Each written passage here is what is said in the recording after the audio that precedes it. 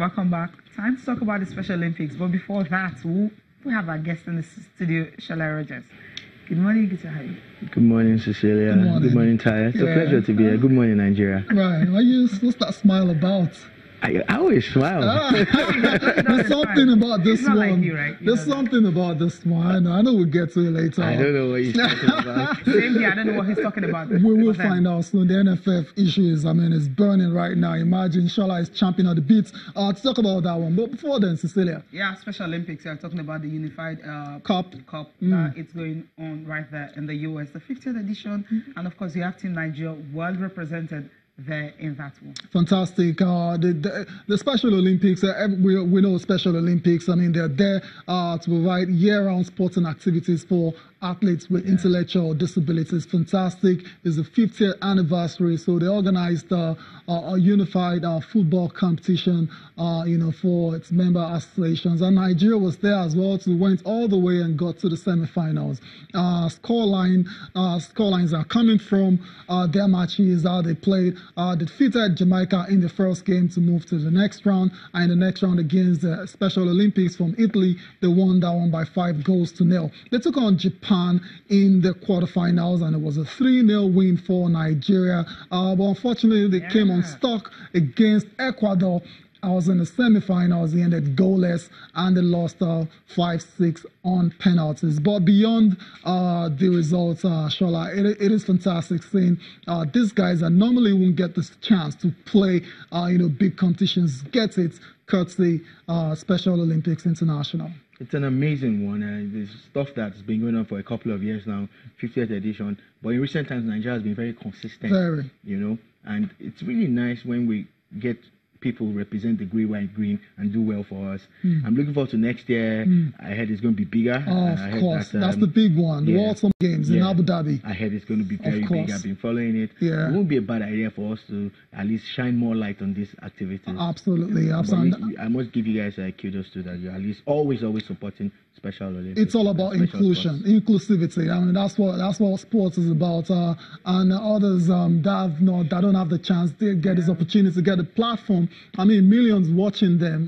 They would never have thought about that in their lifetime if it wasn't for the Special Olympics. And we saw some of the matches as well too. Some of the matches. Interesting On how these guys were able to score the goals. When the goalkeeper kept picking the ball out of his own net, he got tired, almost chasing his own players. What are you guys doing? But then watching them and just seeing how lovely they look. If you can see the pictures, coming from that game of how Nigeria were able to beat some of the teams, but then they lost just one game, which was in the semi-finals. Prior to that, they had a very, very decent performance. Perfect record, you'd say. They didn't even concede any goal until that match against Ecuador, which they considered eventually via penalties. So, football overall, there's talents, whether it's intellectual footballers, intellectually disabled footballers, the conventional footballers, the talent is there, beach footballers, football, they're all there. Futsal or whatever. Yeah. We've said it on this platform several times. Talent has never been the problem. The problem has always been about getting the talent together, creating a structure. I go on about structures all along. That's always been the issue. And I'm happy that a group of Nigerians, with or without support from the government, have been able to achieve this with the Special Olympics team. And it's just going to get better when more people come on board. Interesting you mentioned the government. These guys are the virtually run via donations and private, backing. And it's really, the government should... It's actually thriving.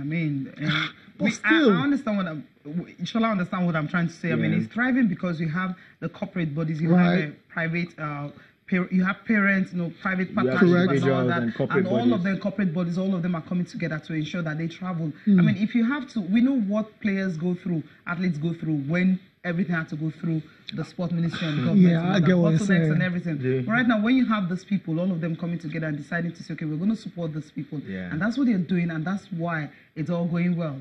Exactly, and it's instructive that we've been able to achieve this. And I'm hoping, that sports federations across Nigeria, at the state level, at the federal level, will learn from what special sports is doing for Nigeria. That's the way it is. Now let's move from there now. A very good one, laudable achievement and a good story and go through another story. Not so good. But we'll say it's in between. I mean, just yesterday when we had the story, the look, okay, Sanusi Mohammed is back at the glass house and all that, and the Giwa Ami have been asked to leave the glass house, and Sanusi himself confirming that he has returned there. And later in the day, there was a release from the sports ministry. But before we do that, let's listen to Sanusi Mohammed talking about Secretary General of Nigeria Football Federation. I'm in my office working as the General Secretary of the Nigeria Football Federation. The Amajipini Played Board is also back to work, and by the grace of God, they have resumed office. You cannot sack a person you have not employed. I was employed by the Amajipini Played Board, and the Amajipini Played Board did not sack me. Administration is a continuous process, and nothing affected the team, and nothing will affect the team. What would have affected the team would have been FIFA ban, but that has been abated, and by the grace of God, it is not going to come.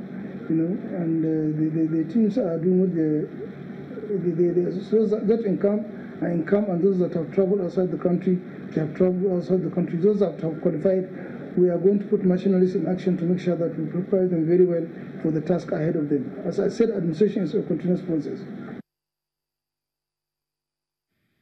Okay, that's him right there, talking about it. Nothing has changed. Talking about, in terms of football, I mean, the team on the 15th going on, the Flying Eagles, of course, saw them at the weekend also playing a game. The four cornets, they're in Australia, preparing for the World Cup, the under-20 FIFA World Cup that will be taking place in France starting August the 5th. All is going on well, and he's confirmed that he's actually at the glass house. So from what we heard and from what he has said, it simply means the Amajipinic-led board regained possession of the glasses of the leadership of Nigerian Football Federation. But then later in the day, we got a release from the sports minister, talking about the fact that, well, what happened, I mean, the decision that was made by the Supreme Court should remain. I mean, and the order that came from Court of Appeal also on June 5th should also remain.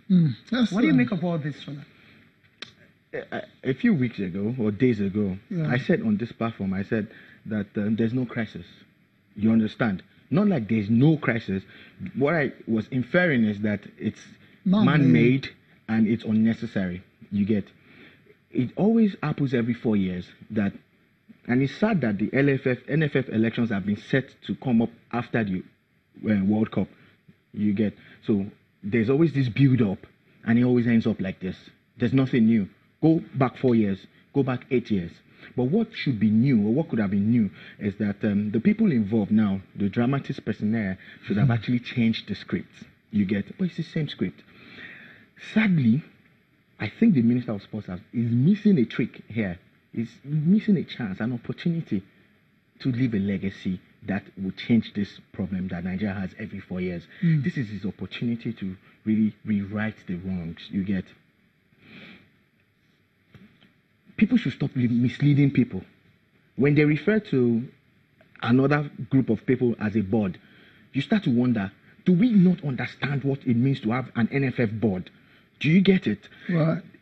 There is a certain number of people who are allowed to vote. There are about 48 or 49 of them. And from there, that's where you form your board from. So, which board are you referring to?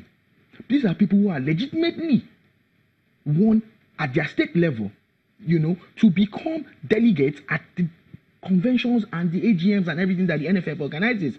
So, which election did Chris Giwa win? Who were the people who voted? Where is the legitimacy for this board that has gone to court to go and get a certain judgment? Let us speak the truth. It's always the truth that matters. People are missing something. It is not about Amaju Pinnick. It is not about Solomon Dalong or Chris Giwa. It is about Nigerian sports and Nigerian football. The same crisis is going on in basketball. The same crisis happened in rugby. It's about to explode in athletics. A lot of things went down in taekwondo. We know these things. The facts are there. So what we're saying is that whatever you do, stick by the truth. What is the truth? Which election did Chris Giwa win? Who voted for him? And who are these members of this board? Which board are you referring to? Let's be honest with ourselves. So Shola, in essence, Mohammed Sanusi returning to that general secretary seat. Not surprised to you, that should be the way forward. It was wrong to have kept him out in the first place. Okay. He's legitimately there. If you want to remove him or redeploy him, it is within your powers. You should write a letter to that effect. So we shouldn't continue to create confusion over the place, unnecessary confusion.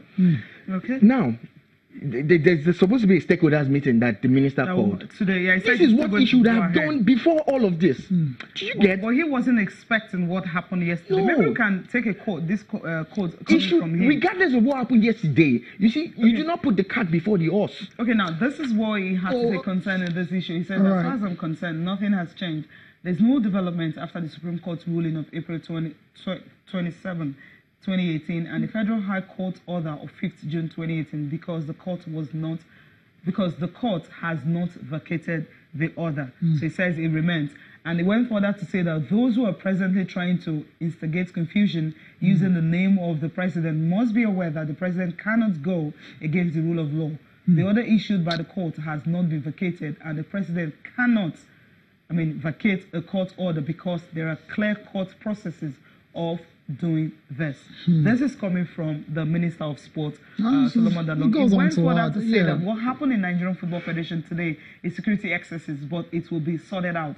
The federal government is urging members of the public to remain calm as it is doing its best to resolve the crisis in Nigerian Football Federation. And that's why he will be having that stakeholders meeting forum today in Abuja. It's starting at 11 a.m. this morning, so we're going to see what the outcome of that will be. Oh, space. Okay. Can't get it out. See, guys, let's not get it twisted. I've read this thing over and over again, right? And I listen to you read it again, so that at least the people who are saying it for the first time will get to learn and listen to what he is saying. You're saying a quote there. Let's quote that quote. It says, security excesses. Right. Who is behind this security excess or excesses, like he said? Are you saying that the Secretary General has access to his own security personnel? So how come he was kicked out in the first place? Are you now saying to us, seriously, that the security operatives who were involved in this action yesterday are private citizens? No, they are not. Who is in charge of Nigeria's security apparatus? Who is the chief security officer of Nigeria? Where did this directive come from? How come it happened? And how come the minister was not carried along? Because I feel that they should have briefed him. Right. Yeah, whoever took that decision should have called him and said, you know what? This is what we're doing now. Right. And for now, we need you to stand down. Yes, you are pushing this issue about court and whatever, but stand down. Let us even achieve this order first, because that order must have come from somewhere. And I know, and we all know, that Chris Giwa or Amaju Pinnick do not have this kind of powers to ask the state security people to do such things. It's not possible. It's not. So how come the minister is not in the picture to the point where it looks like now they are loggerheads? That's what it looks like. Because when you're talking about the federal government, because at the end there, he signed off as the federal government. You see, when things are going well, the NFF will also tell you the federal government said this, because they have to channel it through the Ministry of Sports. But now it's looking like it's a disjointed house. It's looking like the federal government, the Ministry of Sports are probably not on the same page, because there's no way security operatives would have carried out such an action without all the government bodies involved in the know. So interesting. In a nutshell, what's happening right here, it's like there's more like, can we call it confusion or what? Yes, but I think it's still unnecessary. One of the things that it looks like is that it looks like Nigeria is trying to avoid the ban, and that's why they took the decision they took yesterday. Sure, I imagine you still have a lot to say about this. We'll get back to you after this break. Our discussion on the NFF leadership crisis will continue.